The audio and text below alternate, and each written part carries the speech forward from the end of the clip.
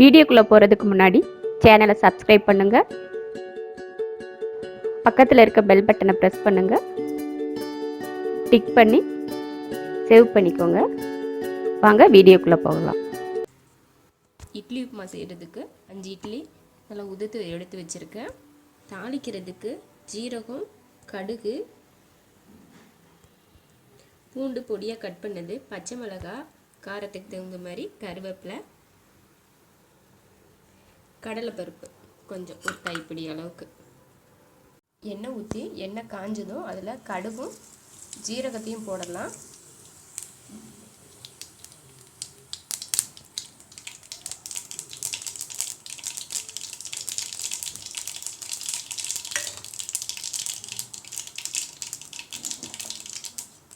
பொரிஞ்சதுமே அதில் பூண்டு,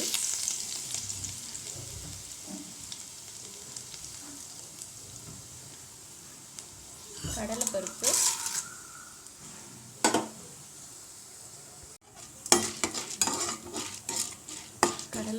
போட்டு நல்லா பொன்னிறமாக வறுத்துக்கலாம்.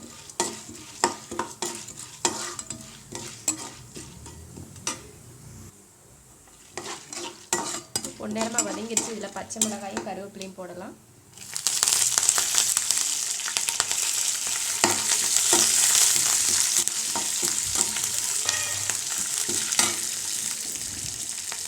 அடுப்பில் இப்போ சிம்மில் வச்சுக்கணும், இல்லைன்னா ரொம்ப கருகி போயிடும்.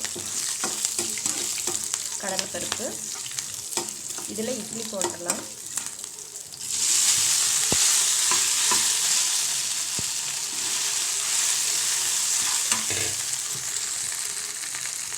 இட்லி தனியாக குழம்பு ஊற்றி சாப்பிட்றப்போ நல்லாயிருக்கும். இந்த மாதிரி சாப்பிட்றப்போ உப்பு பத்தாது, அதனால் கொஞ்சம் உப்பு போட்டுடலாம்.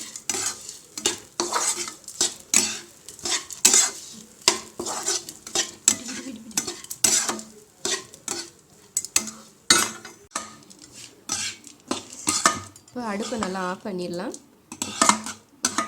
இட்லியை தாளித்து வச்சு இப்போ ஆஃப் பண்ணிடலாம். இட்லி உப்புமா ரெடி.